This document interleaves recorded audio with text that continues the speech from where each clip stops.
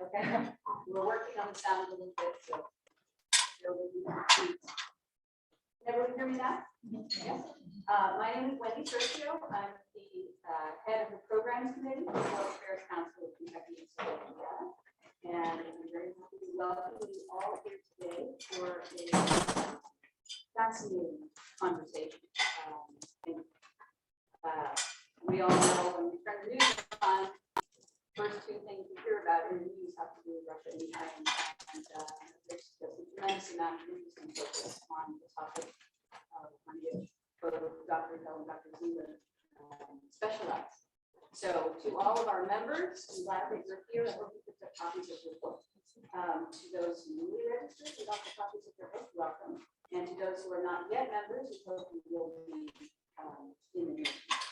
So without further ado, I'd like to introduce Dr. Fiona Hill, who is a senior fellow at the Center on the United States and Europe Foreign Policy Program at Brookings Institution.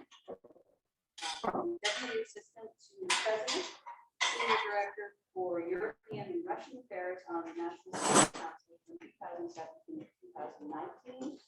And I'm sure everyone recognizes her from the impeachment for the Trump Ukraine keywords. And prior to this, from 2006 to 2009, she served as the National Intelligence Officer for Russia and Eurasia at the NSC. Dr. Hill's new book is called "There Is Nothing Here for You: Finding Opportunity in the 21st Century." And it focuses on how defining opportunity here in America has set America on the path with modern government. It draws on her own journey out of poverty in northern England with her unique perspective on both as both historian and policymaker to show how we can return hope to our forgotten places. There are still a few copies of the book available for anyone who hasn't already gotten them. Dr. Hill is a graduate of the University of St. Andrews in Scotland, where she studied Soviet history. And then she has her master's and doctorate from Harvard University, where she pursued both a master's and a doctorate in Russian studies.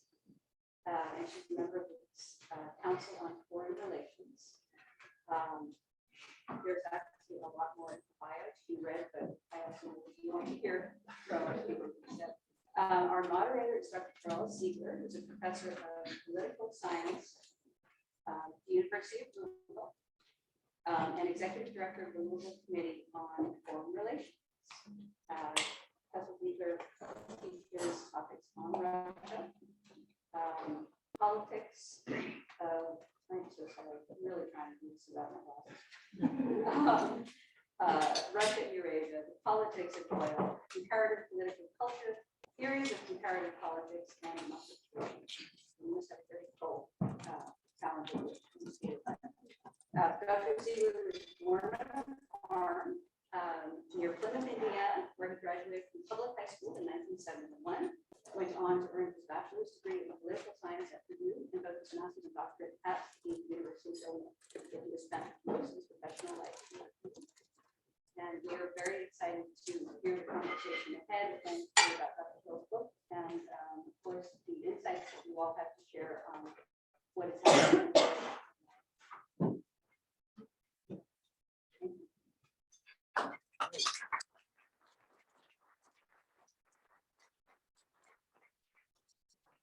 Very much for that introduction. We're told we have to hold on to the microphone, so hopefully it sounds like some works well. Interesting mentioning the impeachment hearings. Sorry to say that, should I put it that way, that Trump and Ukraine are both still with us in a slightly different form.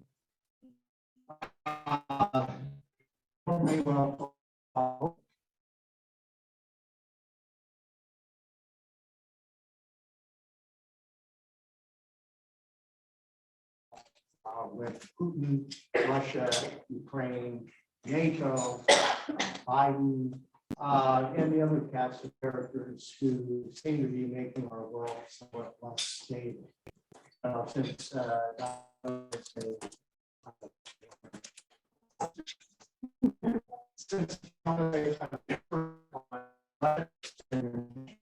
Council, Security Council have studied this country and its place in Europe for many years now. Just want to ask her to get us started by talking about her assessment of the current situation in Europe, some of the possible scenarios that might play out in Ukraine, what she thinks Mr. Putin's end goal is in all this, and how perhaps the U.S. and its NATO allies may counter Russia.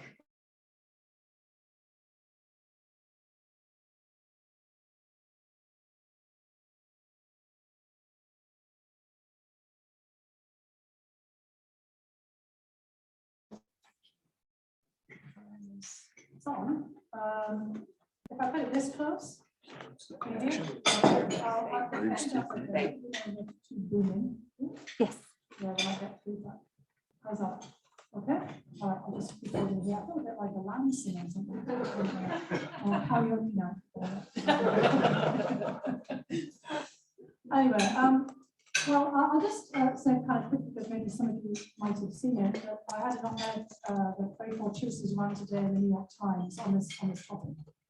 And just, making one of the major points about where we are right now. Obviously, for most people here in this room, we'll all be pretty well aware that Putin has a long list of grievances against the United States. And I just want to give a shout out here to an old colleague from the State Department, Ambassador Carrie Kavanagh, who has come in from the Patterson School, driven on the way here to join us today. And Ambassador Kavanagh had to contend with Mr. Putin and others, at various points in his career, but was also heavily engaged in the 1990s on all the kind of conflicts that came out of the dissolution of the Soviet Union. And in many respects, all of the problems that we're dealing with Ukraine date back, to the fallout literally from the end of the Soviet Union. In the 1990s, there was already a lot of pressure on Ukraine from Russian officials and Moscow, and Harry will remember this very vividly, because something we've probably all forgotten now is that when the Soviet Union fell apart, both Ukraine and Kazakhstan actually had arsenals of nuclear weapons. And so cast your minds back to the early 1990s. And we, the United States, are putting a lot of pressure on Ukraine and Kazakhstan to give up their nuclear weapons, have them sent back to Russia for destruction, because it was really paranoid, understandably, about the implications of this sudden proliferation. I'm so sorry to interrupt you. It's hard for me to hear you. You still can't hear. But I ask you just to slow down just a little bit on that. Yeah, it's also booming a bit in the background. Maybe stand up. No. Did you hear that from the Oh, yeah. So it's not quite the fireside chat, but can you hear this today? Trying to talk to each other. Because yours was okay, wasn't it? Yeah, there might be a problem with the people who are live streaming. Okay? Yeah, we're working on. Is it possible to move that over that way you can sit?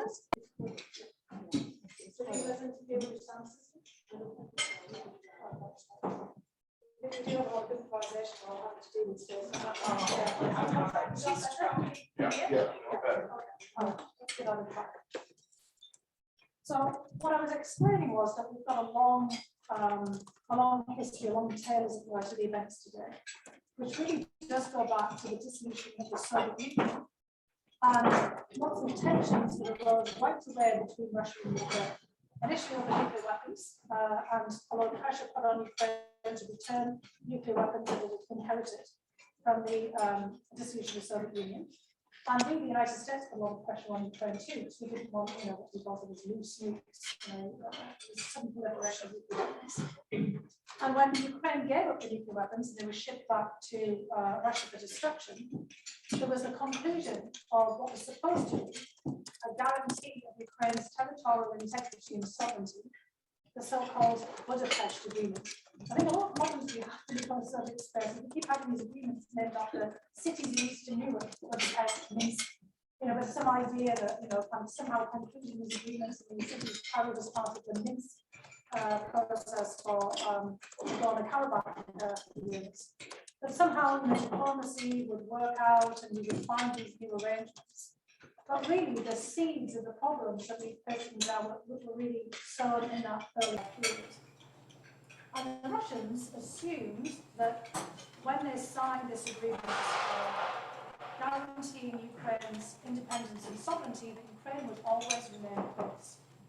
And at the time, Ukraine was part of what was then known as the Commonwealth of Independent States. I mean, I myself have long forgotten about that. I don't think it really exists anymore. But the whole idea was like the British Commonwealth at the end of the British Empire, all of the former, colonies or former parts of the old imperium would stick together. Well,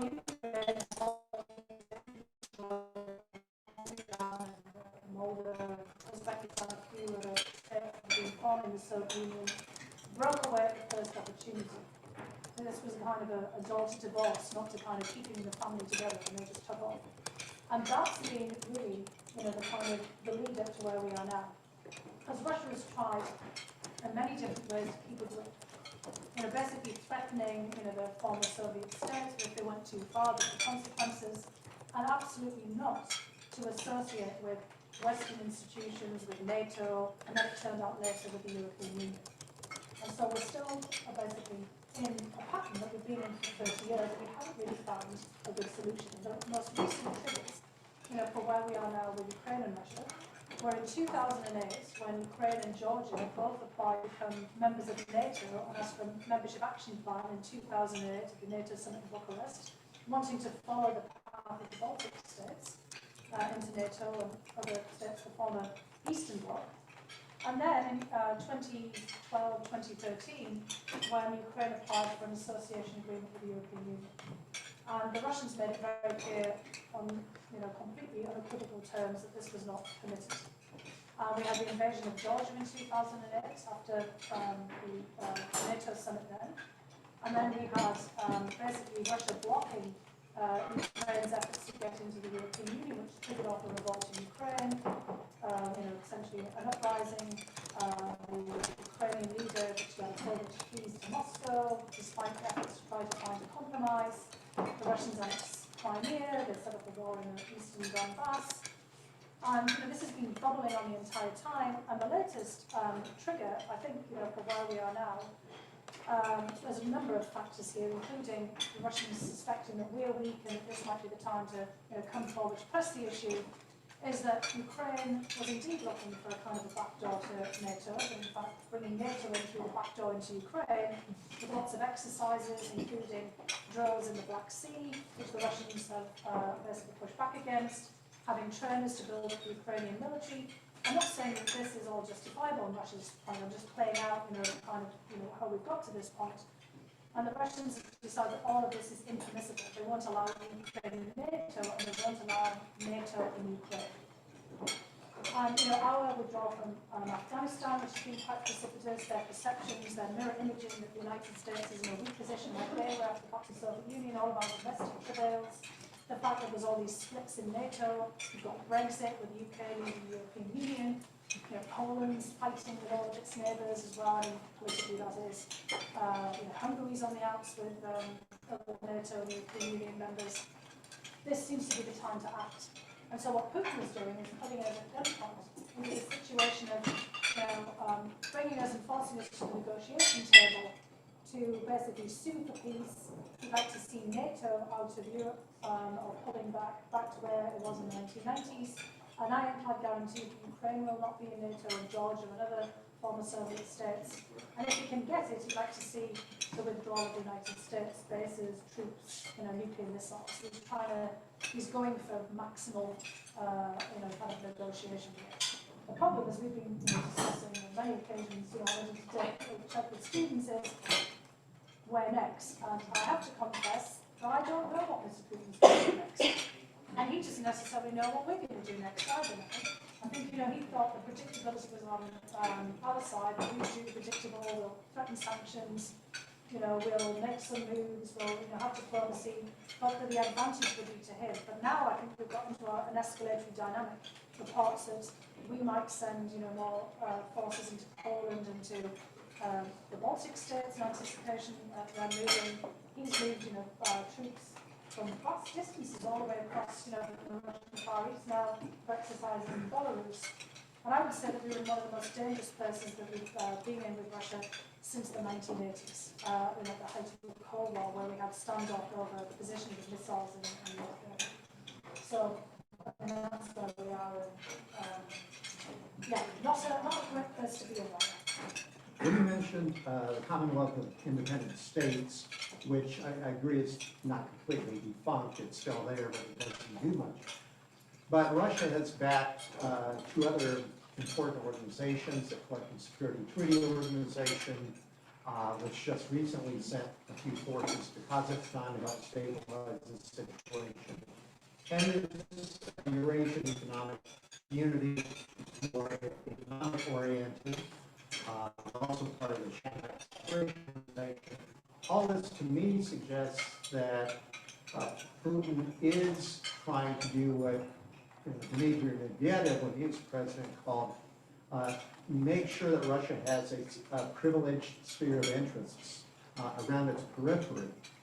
But it does seem that Ukraine is special, that it's more important than any of the other 14 republics, 15 leaving aside Russia. Could you speak a little bit about Ukraine's uniqueness for Russia and why it's so important, and more so than Kyrgyzstan or Armenia? Yes, I'll just stand up again just to make sure that everyone can hear, because yours just seems to be working pretty well, your mic there. I'm jealous. But I think, also just to reinforce what you've just said, you made just a very important set of observations there, because Russia's quite a mirror image, a lot of the institutional arrangements in Europe, because Russia is, I think, a lot of it is great frustration that after the end of the Cold War, Western institutions remained intact and everybody left Russian institutions. The Warsaw Pact fell apart, they tried to create the Commonwealth of Independent States, that fell apart, and what they've got left with is kind of a poor man's version of the Warsaw Treaty Organization, what you call the Collective Security Treaty Organization, the CSTO. Also this Shanghai Cooperation Organization, which is frankly dominated by China, so there's the other big kid on the block on the eastern side.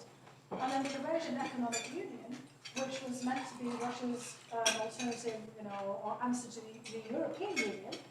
And, the membership of all of these things is, let's just say, less than desirable. And most notably, Ukraine is not part of this. And, Putin has made an awful lot about that special place that Ukraine has, and he says, also in his heart, he makes this very personal as well about it. I think there's a lot of emotional drivers to this, that Putin himself sees, kind of Ukraine getting away as a personal affront, but also he himself in his mental map of the world, and maybe his personal map of the world, Ukraine, Crimea are all kind of parts of that Russian universe. And he's now written, or maybe not written, maybe he's had ghost written, several essays on Ukraine and its specialness for Russia. Going back to before the annexation of Crimea in 2014, he wrote one, I think it was in 2012, 2013, laying it all out that Ukraine historically was part of Russia. And then again, just quite recently, almost the same thing, but obviously he didn't want to just repeat the same, he just kind of rearranged it, but making the same point. And what is the premise of Ukraine being a special part of Russia? Well, there are historic elements to this. There is the fact that the Battle of Poltava back in the early 1700s, Peter the Great defeated Charles XII of Sweden on Poltava being in Ukrainian territory, and rolled back the Swedish dominance of that part of Eastern Europe at the time.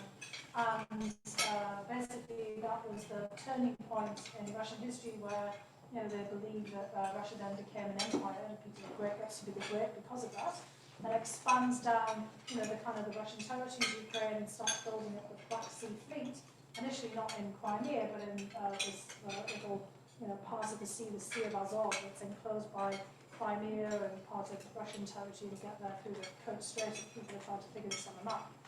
But this, of course, is the kind of more recent history in Putin's mind. So Putin is obsessed with history, anniversaries, and seeing his own role into it.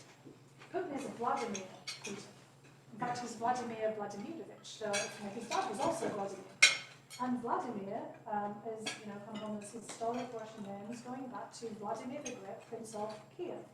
They know about the Kiev bit because that's the capital of Ukraine, but it's because he's one of the great Russian, so they say, the princes of Muscovy, although he's actually from Kiev originally, who builds up, the early modern, Russian territory. I don't think we'd call it a state then, for historians and all this, but starts to gather the lands of Russia. And Vladimir, Prince Vladimir, is the grand prince, bigger than the other princes around at the time of their various principalities. It's a bit like, kind of those sporting leagues, and who's up and who's down in the local tournaments here. Vladimir, Prince Kiev, is the person who takes on Christianity. Obviously, he's a tool of power and influence. And legend has it that he adopts Christianity, he's baptized in a place called Khersones, which is in, of course, Crimea. So all this myth-making about Russian history, and you say it's myth-making because, I come from the United Kingdom, and, kind of, it all depends on who writes histories. We all think the Vikings are the bad guys, maybe they're the good guys, because it was to deal with the Vikings who wrote all the history. So who knows, right? Depends on, who wrote history at a particular time. But in any case, so there's all this myth-making about, Russian history. He may or may not have been baptized in Khersones, we're not entirely sure, but, so repute has it, the church chronicles. And so, for Putin, this is it. The whole history, the crucible of history of Russia reverberates around, Kiev, the Russian Orthodox Church, the Christianity and Khersones and Crimea, and all of that comes up into the modern day. And Crimea itself, the peninsula, becomes the origin site of the Russian Black Sea Fleet. It's Catherine the Great, another great, who Putin emulates, and this is interesting, of course, because she was a woman, but she was also a German princess. And Putin famously speaks German. He studied German in school. He was stationed in the KGB and dressed in East Germany. And Catherine is one of his also personal heroes, heroines. And of course, she comes into power in a very interesting way. We think she might have bumped off her husband. He was a bit of an ne'er-do-well. And according to him, of course, because again, he writes history. And one of her lovers, I think we think he really was, General Pochomkin, one of Pochomkin villages, because he was the person who helped expand Russian power into many of these unsettled areas of Ukraine and down into Crimea, building up villages for when he takes Catherine on a visit. There weren't really villages built with facades, so that she thinks, well, I've done a really good job of incorporating this. It's kind of, again, classical political play, to show the boss that we've been doing a good job there. And building things up and extending Russian power. And of course, she's the one who annexes Crimea the first time around.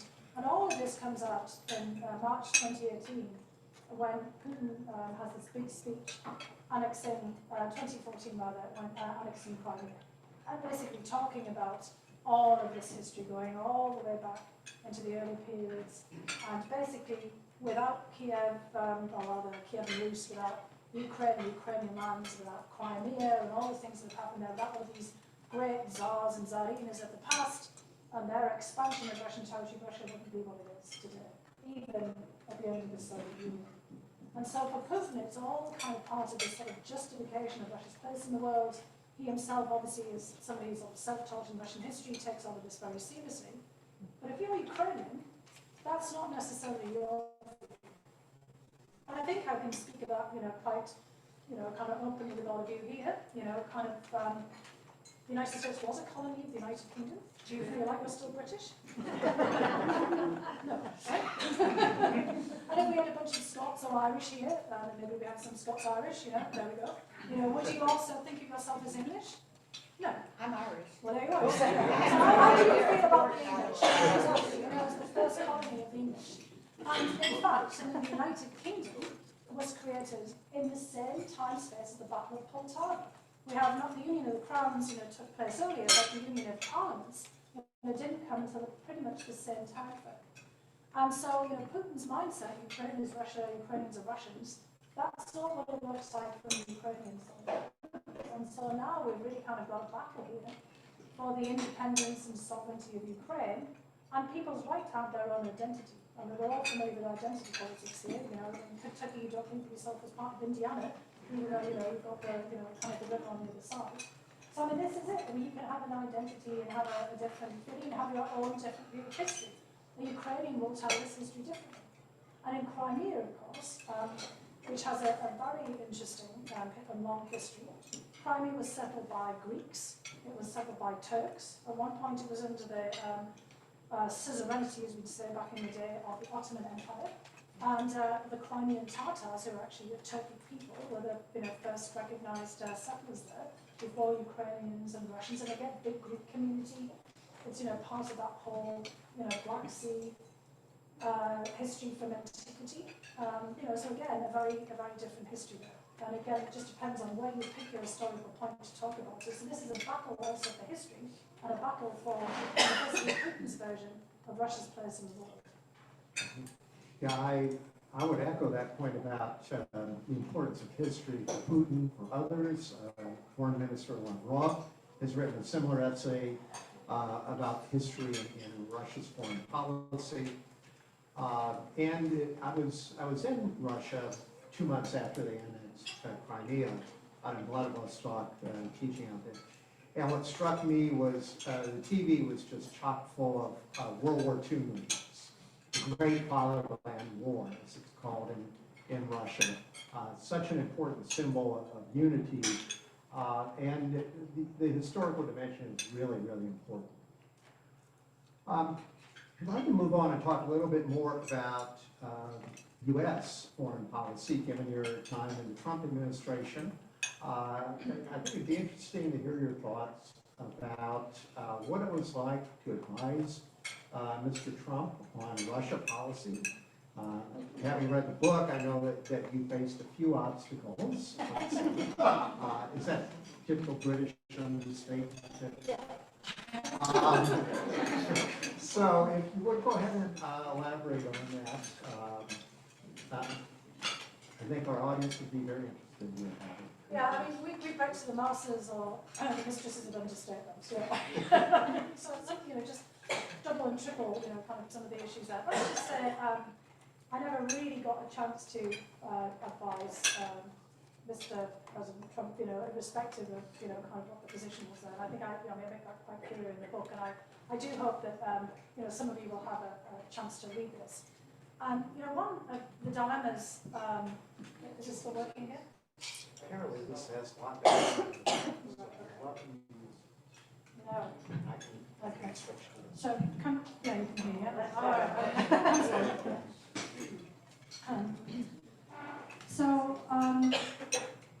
One of the issues, I guess, let me just start with in our own conduct of foreign policy, notwithstanding all of my wonderful colleagues in the State Department and we have an office of the historian in the State Department, is we tend to be a bit ahistorical. And let's just say President Trump was the epitome of that. I mean, his view was that you could start a presidency again from scratch with a blank slate. You didn't really have to kind of look back. It was always, presentism and forward. And that made it extraordinarily difficult, honestly, for even if you had some time to talk to him. And he did often take his briefs from the intelligence briefers when they came. But you couldn't give the context.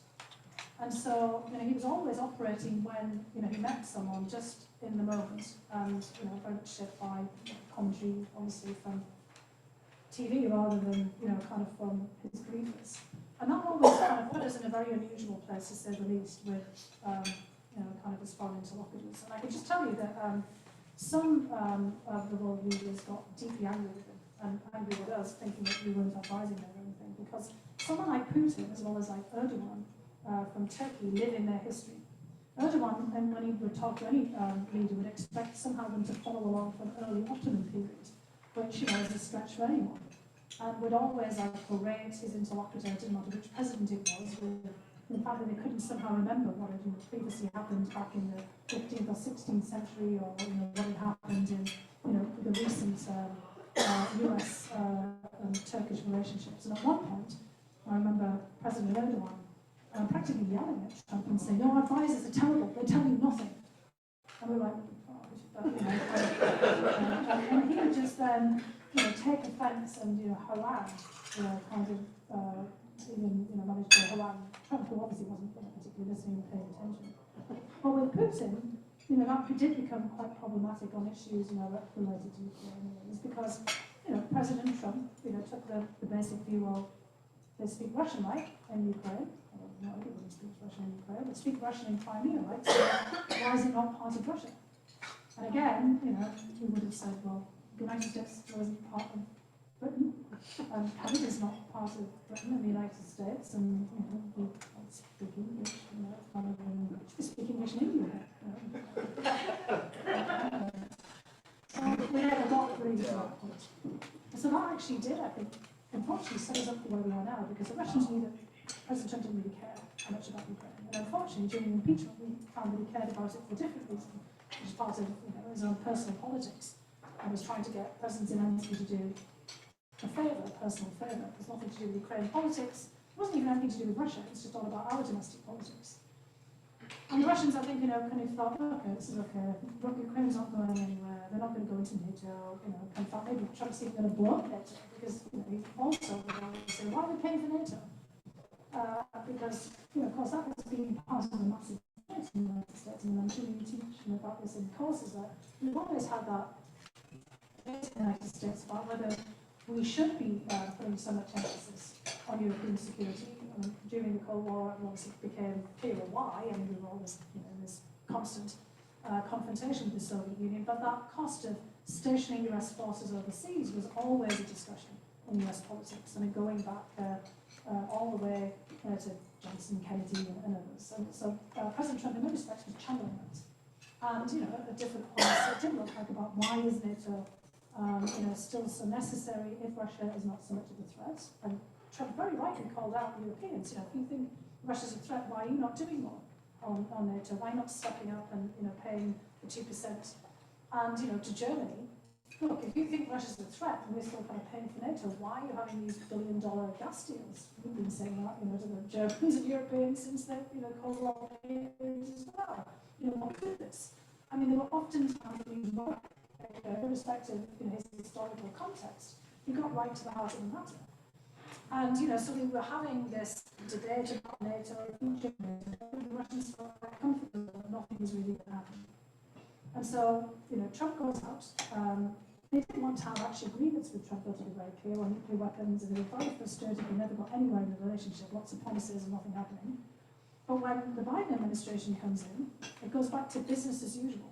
I mean, obviously, President Biden wanted to put some distance between him and that, infamous phone call that was where, the Ukrainians were being asked to open up corruption investigations into him and his son Hunter Biden.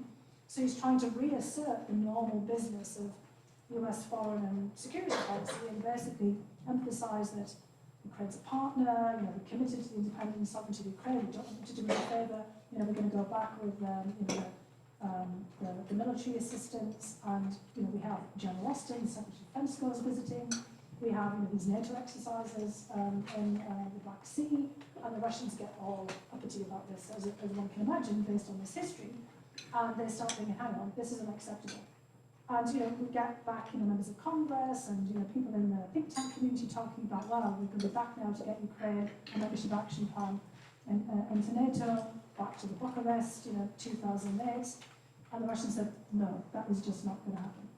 And so I think that is part of the precipitating factor to where we are now. because it's that sudden abrupt change. Trump basically saying to Russia and Putin, I don't care about Ukraine. You know, they don't speak Russian. What's the issue here? You know, why should we be doing, you know, kind of more towards Ukraine? And, you know, constantly calling people out. It wasn't exactly no secret he'd say this publicly.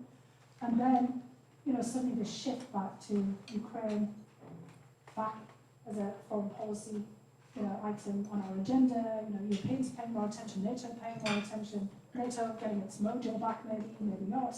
But, you know, the Russians are saying, right, okay, that's it. We're going to act now. Putin is the master of preemption. And, you know, while he thinks nothing's going to happen, he's still kind of figuring out contingencies, but just in case. He thinks if there's a capability and a possibility of something, it's more likely to happen. And so that if he sees a shift, then he has to react quickly to get ahead of it. And again, that's the dynamic that's playing out. Could you elaborate a little more on our relations with certain of the key NATO allies, in particular Germany, Britain, France, and we're also to the point where the Russian threat is strong enough that typically neutral states in Europe, like Sweden and Finland, are now discussing possible NATO membership. Yeah, I mean, there's an irony in all this, right? Because Putin thought that you know, maybe NATO might be changed. It seems like nobody seems to be very committed to it, and you know, he's been calling NATO's bluff to see if you know, Article 5 is really means something. And of course, Ukraine is not a member of NATO. And you know, been fleshing out all the time about how we've been comparing to the support of NATO members. But you know, are we really serious about helping those who have aspirations, you know, whether they're being members of it, like you know, the Baltic states, for example? And suddenly, as you said, it seems like a lot of countries are, you know, running, you know, back toward NATO again. And Sweden and Finland, who are not members of NATO, but actually are very close partners and have an open door technically also to NATO, are even intimating and discussing again that they might want to join NATO, with things a bit more assertively than their sleeves. Because for them, having NATO is a very important element in their own defence and security. Their option to join NATO is important to them. And interestingly, when the Biden administration, I think, has been trying to kind of push back on Russia, some of the allies have been saying, well, look, you can't close the door. It's not that they necessarily want Ukraine and Georgia any time now, but they want that possibility for others, you know, like Sweden and Finland to join.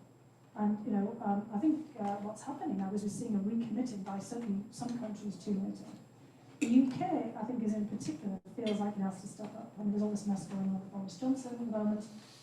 God knows what's going to happen there, but of course, you know, they're pulled out of the European Union, and they're having all these fights in the European Union context with the French. And, you know, one of the mainstays of European security was the French-British military alliance. And yet, you know, here they are fighting over fish and sausages and, you know, all these kinds of, you know, things that have come out of Brexit. And, you know, not looking as if they're kind of ready to cooperate. And, you know, now we've got the Brits coming out even harder and faster than anyone else, sending weapons and trainers to Ukraine. The British Defence Secretary, Ben Wallace, had this really amazing, actually, go and Google his statement recently, where he calls the Russians out. And just says, look, you're just setting up strawmen here. It isn't, you know, all of this talk about European and NATO aggressions is just bogus. Only 6% of Russian territory actually touches on a NATO country. You know, most of your territories, Kazakhstan, Mongolia, and China, you're not being surrounded here. You know, Ukraine's not an aggressor. You know, this is unacceptable. And he's, you know, being very forceful on this position. But Germany is kind of maybe, you know, here the weak link. And, you know, I think what happens next is really very much dependent on Germany, because Germany has this, you know, very complex relationship with Russia. Part of it is guilt from World War II. The other part is, you know, during the Cold War, trying to find a modus, you know, operandi and vivendi with the Soviet Union when Germany was divided, of course. After reunification of Germany in 1990, trying to kind of find a balance as well. And, you know, the Ostpolitik, you know, the whole outreach to the east, you know, trying to figure out the diplomacy and interdependency, was caused by the pursued energy deals, would be somehow an inoculation against confrontation. And now, of course, they're seeing that that's not the case. And Russia's been stirring around, you know, kind of things inside of German politics, like here.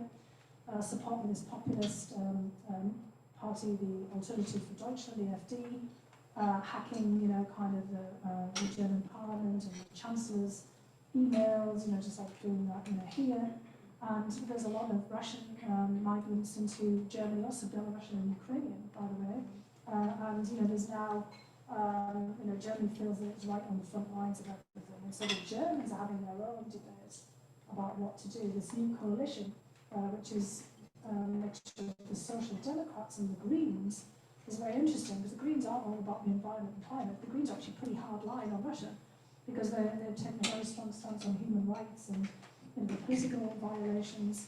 And it's the Social Democrats who are traditionally the ones who try to kind of be more strategically empathetic towards the Russians and try to kind of figure out how to, work with them rather than against them. So you're seeing a real tussle going on in Germany right now about what they do. And I think, watching that is going to be very important because clearly President Biden decided not to sanction the Nord Stream 2 pipeline because he wanted to give the Germans a bit of space to make their own minds up. Because during the Trump administration and previous administrations where we talked about sanctioning the pipelines, the Germans then got, as we'd say, very bloody-minded about it. So, right, here are the sanctions, we're going to go ahead and do it. It's that kind of classic where you feel if you're forced to do something, you don't want to do it. And so I think Biden thought, okay, it's on us. Let's put it on them to make this decision. And now they're, all over the place trying to. Well, I think this would be a good point to open it up to questions. I'm sure this is a good audience, and you must have some great questions. So, on Green Sicaria, about 2 weeks ago, they had the whole person, Putin, and he made a couple of points on looking at, and we seem not to be looking at the Russian side at all. And he said, one, there was a non-written agreement that when Germany was reunited, that NATO would never extend these, but it was an understanding between Gorbachev and Reagan at the time. And that if we had Russian troops on our border, we would be very nervous, as we were in Cuba. And we don't seem to be looking at their side at all from a big picture. Right, so I'll repeat the question for anybody who didn't hear.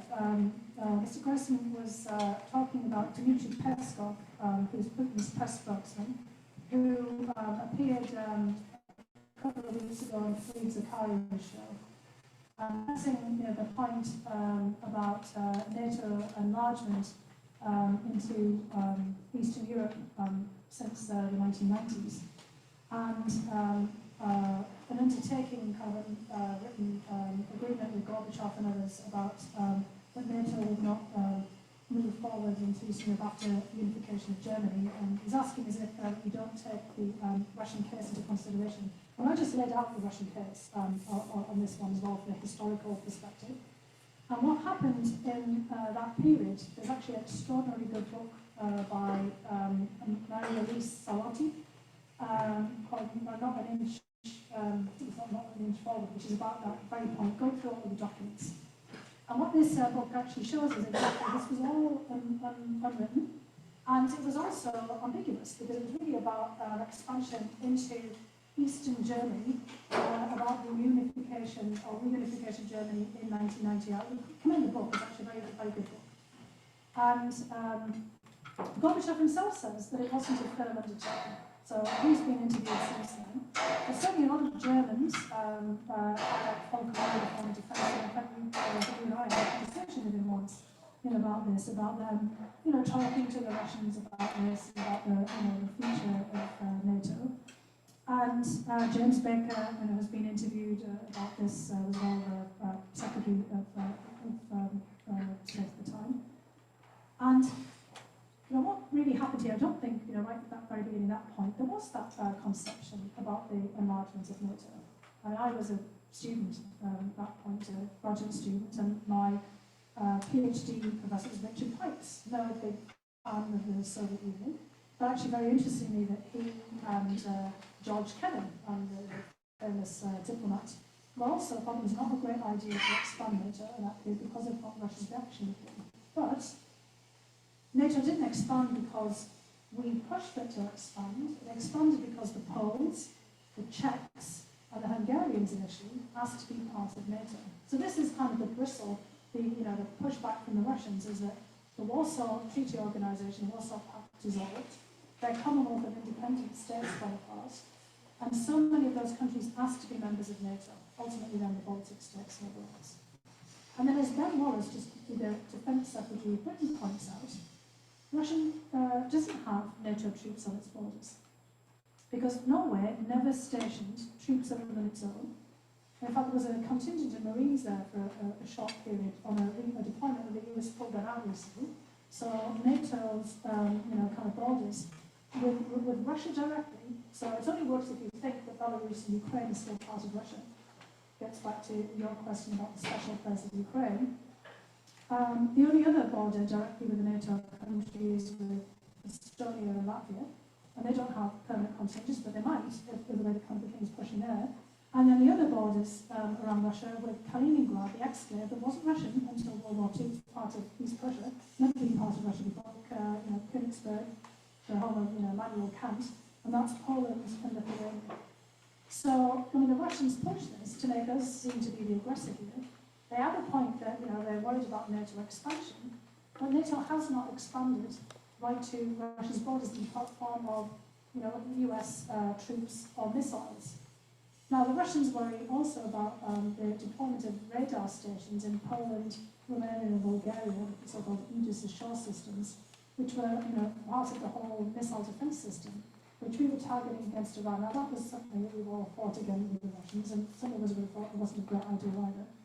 But those were, that's up for debate. So the thing is, we can talk to Russians about all this, but they're depicting this as if, kind of United States, the force of, punchy stick or something has kind of pushed all of these countries into NATO, and that's just not the case. Yeah, I would also add on that I think part of the problem was, and I had a Council on Foreign Relations tour at NATO in 91. Yeah. And they were searching for a purpose at that time. Exactly. It certainly wasn't any planned expansion. And as you said, it was more the Poles and the Balts who felt insecure and wanted membership. In the 1990s, when these decisions were made, the Clinton administration, I think, never really thought it through. It's just like, well, it seems like a good idea. Russia's weak enough. They can't really oppose it. What's the big deal? Now, 20 years after that, then it became a big deal. It's like the bills due now for not thinking all the way through. And Exactly. I mean, one of the things, Mary Lisa last year was on a recent interview. They said, "What would you do?" She said, "I'd go back in a time machine into the 1990s and kind of then we come up with another arrangement." We did have one. We had the so-called Partnership for Peace, which has turned out not to be a partnership for peace, as it turned out. You worked on that, Kelly, back in the day, which was when the former Soviet republics were all part of a kind of an arrangement to cooperate with us, but that was supposed to make it clear they would not become members of NATO. So we have messed this up, but the Russians have depicted it in a certain way.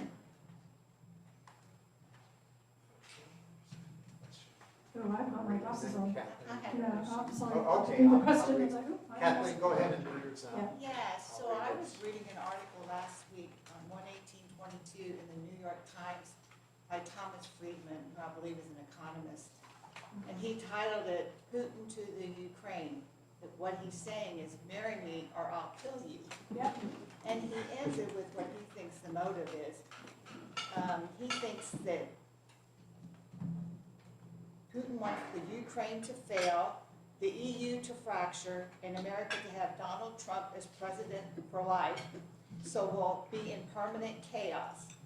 Putin's rather pathetic, but also armed and dangerous. That's Friedman's words.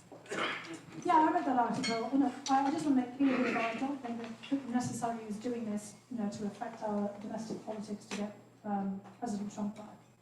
And I think that, one of the problems that we had in 2016, when the Russians interfered, was that we completely, overreacted in terms of thinking that Vladimir Putin had influenced our politics. Trump was elected by Americans. He wasn't elected by, Russian security service operatives, even though they certainly messed about, and it's just to let everyone know they definitely messed about. They wanted to absolutely turn our politics into chaos. And just the fact of intervention succeeded. But it was only because we ourselves have so much, partisan infighting, polarization, fractures and frictions, that's really what the theme of the book is here, that they were able to succeed. So part of our pushback has to get our own act together. Figure out how we can all work together as Americans, not as blue or red Americans, or kind of forgetting who we are and what we are. And Putin is obviously taking advantage of the chaos. And I do think, though, that there is an element of this timing. I think he wants to get ahead of our midterms because the Russians learned over the last several years that Congress can't see something. It's usually Congress that kind of applies sanctions and that kind of gets into the mix. But it's also Congress actually ratify everything. So if there is an agreement, they want to have something signed and sealed because they do really want to have an agreement on Ukraine, agreement on European security, an agreement that we're going to pull back. And I think that Biden's their best bet. Because although they loved, kind of the chaos under President Trump, they didn't love the fact that we could never follow through on anything. Because there were so many attempts to have an agreement on arms control. We pulled out of INF, they wanted to know what would happen next. We could never get our act together. Trump told them many times he wanted a big nuclear deal. He genuinely did. He was getting in his own way every time. He just wasn't disciplined about pushing forward on it. And, every time, we got close to having discussions, something would happen. Either he'd do something on the domestic front or they'd do something. They were always doing something. We were always having to react to it. And they wanted to have a serious conversation with someone who knew their facts. And they, kind of loved to talk. Actually, Putin and I went several times to talk to Putin with John Bolton because they knew that Bolton knew what he was talking about. And then, after that, there was, one national security advisor or a person after another, and the Russians kind of gave up. And so with this team of people around Biden, it's not that they, kind of particularly love Biden or the team. What they know is that he knows what he's talking about. He's the transatlanticist. He's been around, longer than Putin even. And, basically knows that NATO is, he knows where Ukraine is, he knows, kind of the facts. It doesn't have to be explained that Russia has a border with North Korea or, with someone else, for example, because Trump didn't know any of those things. And so basically, I think they're trying to push now, and they think Biden is weak, and they're kind of trying to push forward, the United States now to the negotiating table. And so they do want to have that. So it's not just about Ukraine, they want this larger deal. Here's a question from Gerard Williger over Zoom. What future do you see for Donbass and the surrounding region, like the occupied provinces in the Ukraine southeast? Well, I don't see a very good future, unfortunately, for Donbass. I mean, the place has been devastated and is likely to be fought over indefinitely. Carrie worked on the Nagorno-Karabakh and almost got to a diplomatic solution in 1994. Fast forward to last year, 2020, and you had another big fight between the Armenians and the Azeris, which led to more devastation. And, kind of going back, all that time again. And that's kind of what's going to probably likely happen to Donbass. There won't be a proper solution. We won't find a formula that works because the Russians want to keep that war going, because they want to use it as leverage against Ukraine. But they don't want it themselves. And even if they recognise its independence in some way, like they did with Georgia with Abkhazia and South Ossetia, they don't necessarily want to incorporate and have to pay for it because that place is just trashed at this point. But they want Ukraine to pay for it in some way, and all the rest of us to pay for it, because it's a piece of leverage. So for all the poor people who live in the Donbass, the prospects are not looking very good. Now the Russians have admitted that they've given 100,000 Russian passports to people in Donbass, which doesn't necessarily mean again that they're going to incorporate it, but they're playing with that, so they're creating Russian citizens, so they can have a pretext to move in and do things further under the premise that there might be, some kind of humanitarian intervention. We've seen that happen. I mean, when you were working on this, they were giving passports out in Abkhazia and South Ossetia and Nagorno-Karabakh and kind of to Armenians and others as well. This is a typical point. I mean, how difficult it is to get a passport in America. It's extraordinarily easy to get one in Russia. And it's not because they want you to come there. It's just that they want you to be able to, basically, be a pawn in their larger game. Right, you become compatriots, then That's right. you can be defended. That's right. Even if you don't want to be defended. Recently, I read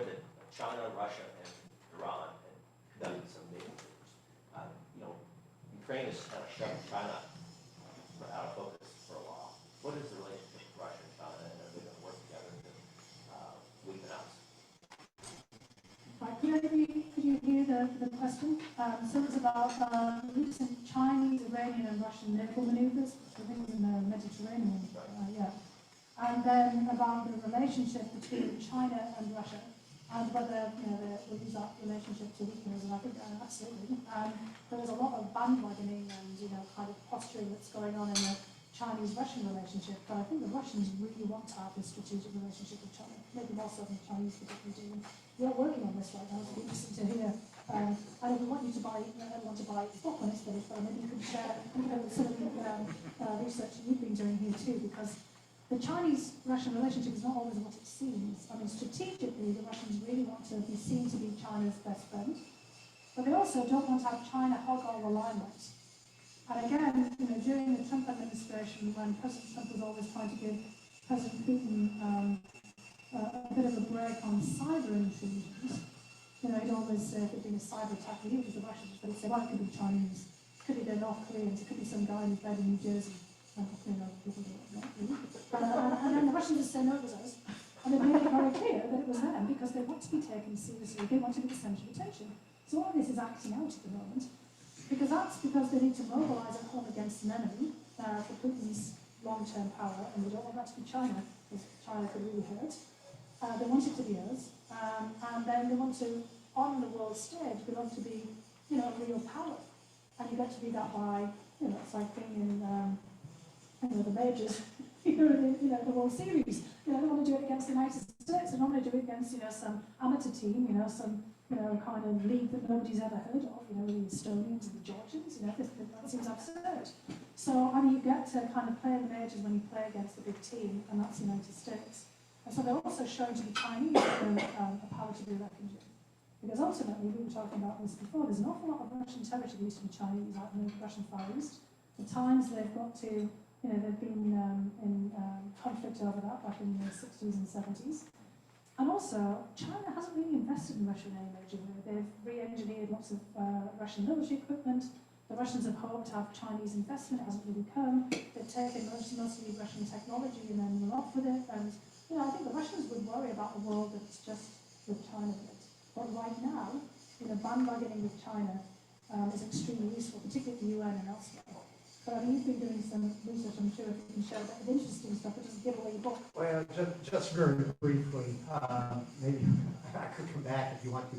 But basically, Russia and China see the world very similar. They're both authoritarians. They both resent U.S.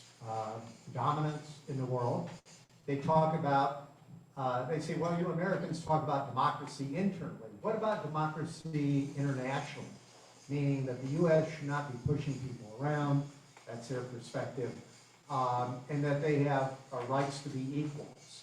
And so they see the world very, very much from the same perspective.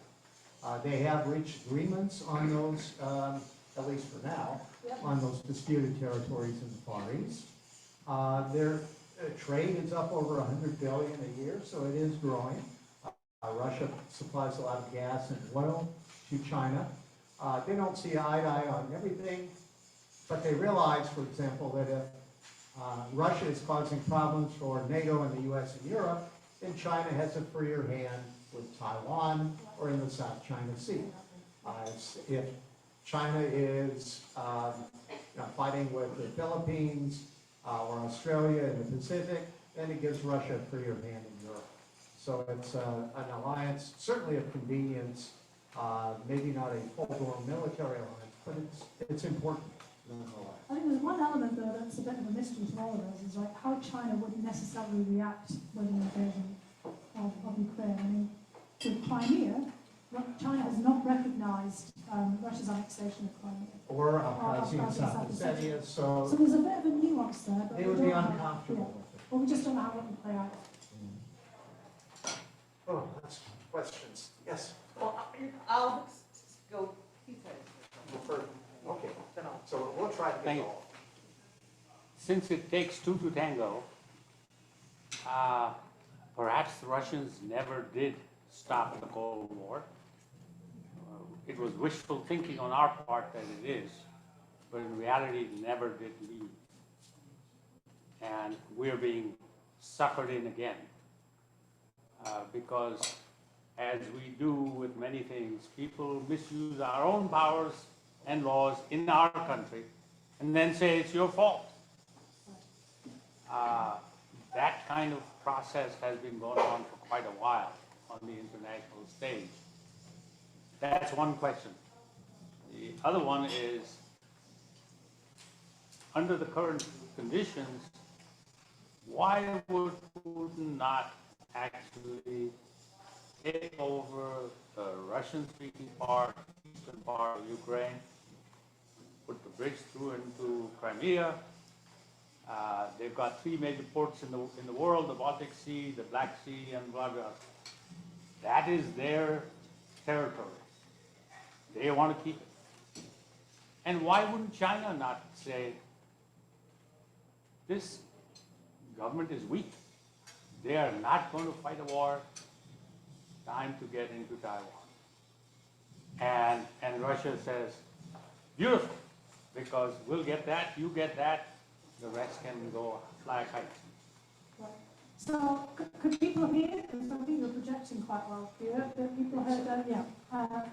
I'll just say, look, I agree with the way that you formulated that, particularly, on the perspective of Russia always still being in the Cold War mentality. Now, I wouldn't say that all Russians are in the Cold War mentality, but Putin and the people around him are certainly not. And just to give you a vignette from my own, back and forth with them when I was at the National Security Council, I mean, I often had to go and meet with senior Russian officials. And, remember how Mitt Romney was mocked when he said that, Russia is still our geopolitical foe. Well, he was right, because from Russia's perspective it is.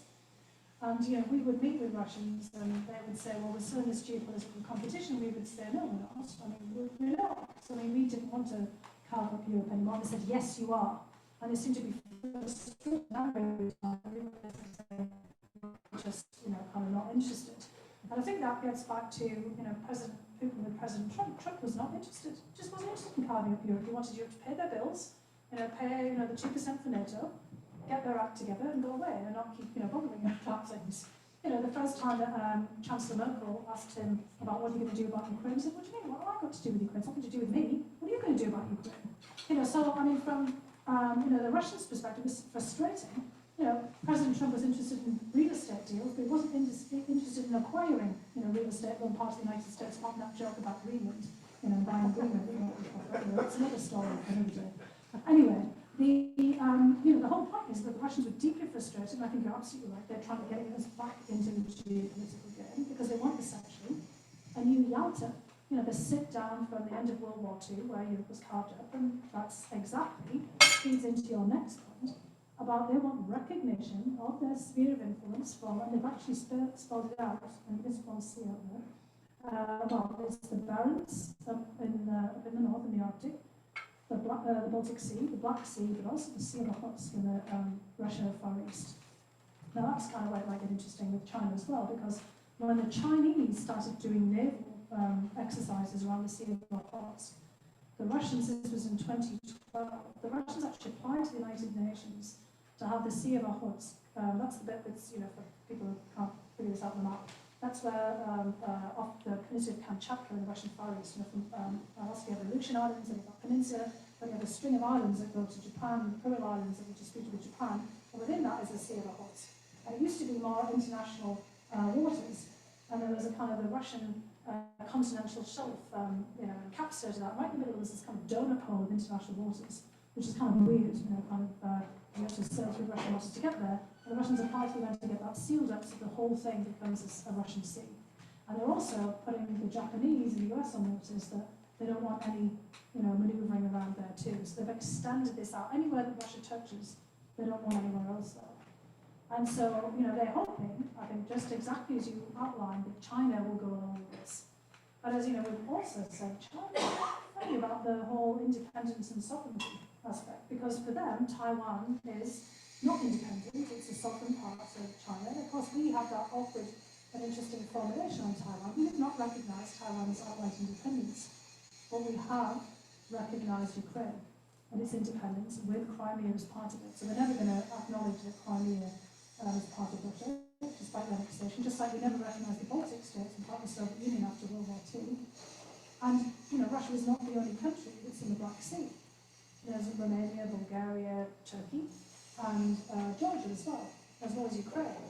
And the Russians are trying to make the Sea of Azov, which has the Ukrainian parts of Mariupol and a couple of other parts there, to make into the Russian Sea the same as the Sea of Azov. And they've built a bridge across the Kerch Strait from Russia to Crimea, so they're making a big play there. So if you think on a global level, that actually creates a very dangerous precedent. Because, we have all these spots with China, Spratly Islands, and Kaku, kind of all the south and, kind of East China seas, as we call them, the Sea of Japan and everything else as well.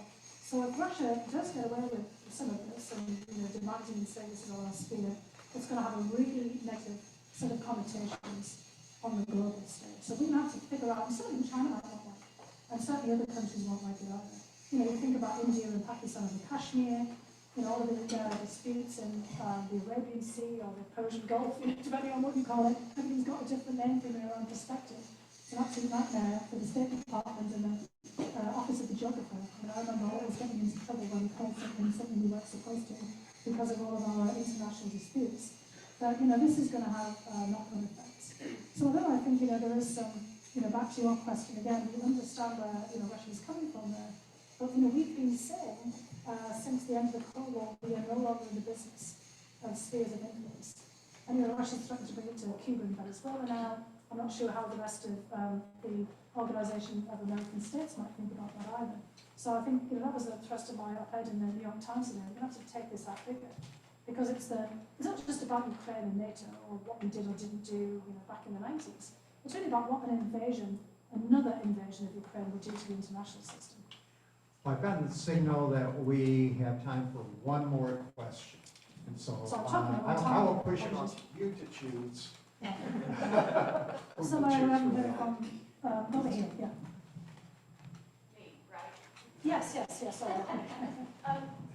This has been a wonderful master class in geopolitics and history and world civ, but I want to distill all of that down to leadership, because all of what you know and all of what you bring to the table, you have to make some really tough decisions. I'm just interested in, I don't know if process is the right word, but you had to sit down and say, okay, I know what the right thing to do is. I know I could get 1 million jobs, not going to starve. None of those things were really on the table as far as risks.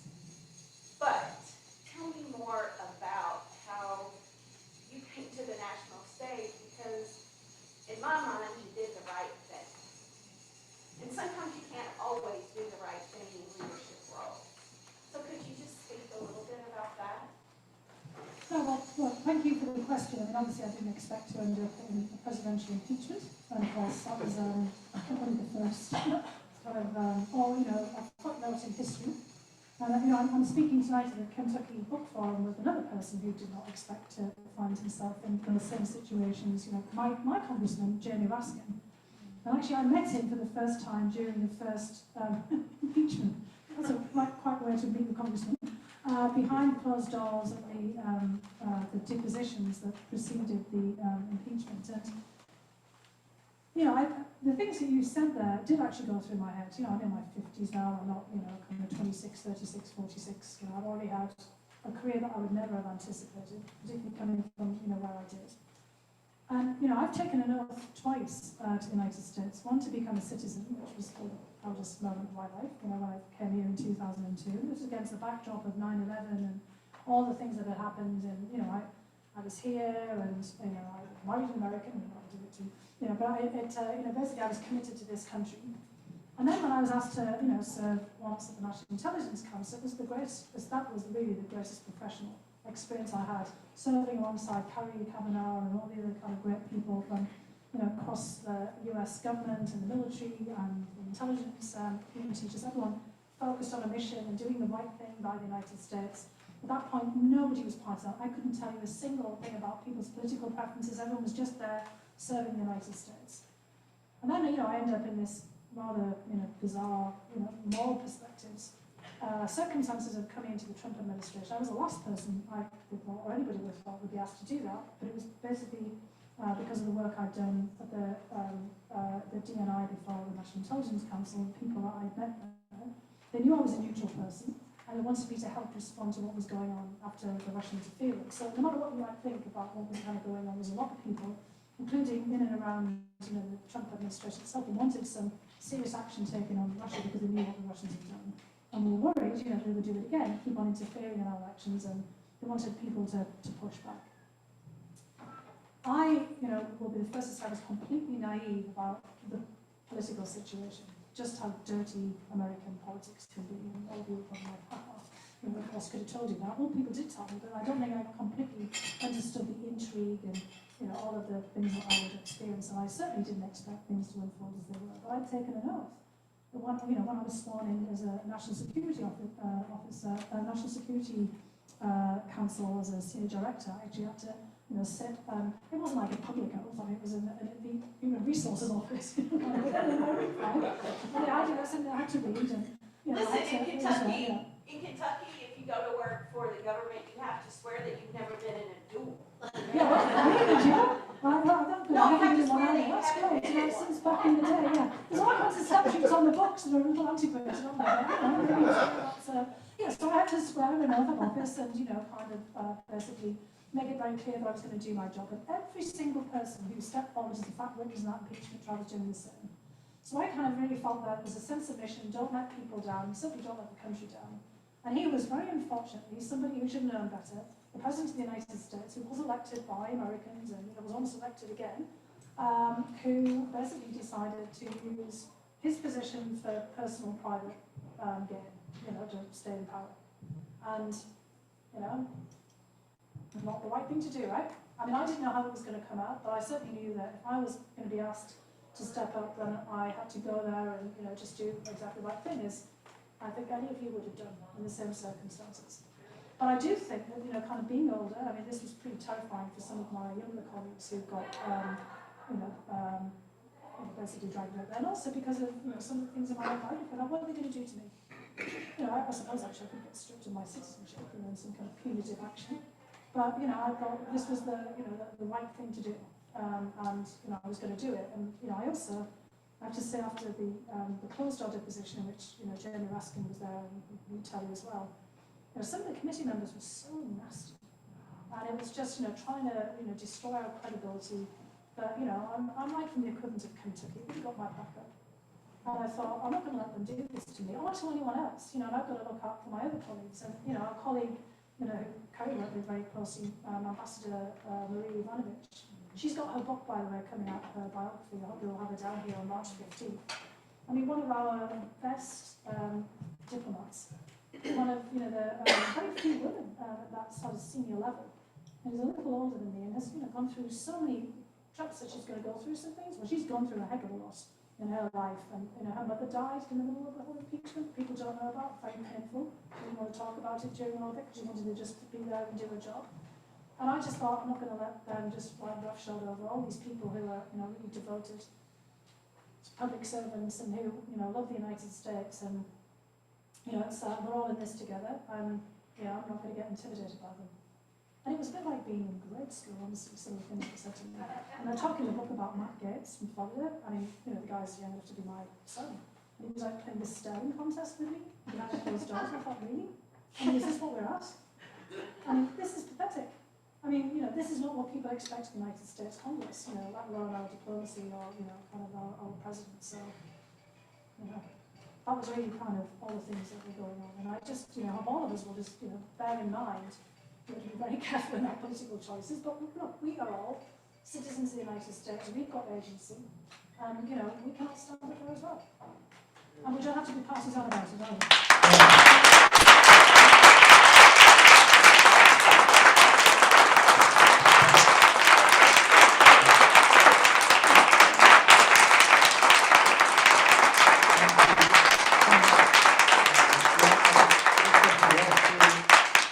Not just to learn about Russia and Ukraine, but also the heroes, including from us.